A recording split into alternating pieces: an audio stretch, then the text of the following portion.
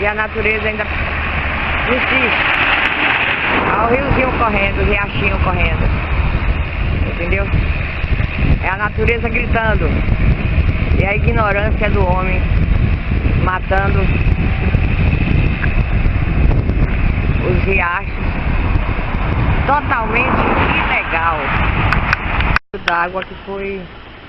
Aqui dá pra ver um olho d'água que eles estão tentando fechar.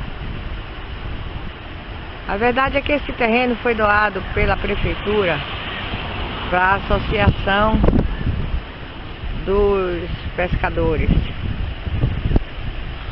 Quando a associação avaliou o terreno, constatou que não seria viável construir nada aqui porque, na verdade, ao tirar toda essa lama aqui que existe aqui em volta, ao tirar o mato que tinha, isso iria se transformar numa lagoa. Aí eles não desistiram de construir. Tanto é que aqui ao lado vocês podem observar, ó, quanto de entulho, de lama, de tudo foi tirado daqui, para depois eles fazerem esse aterro.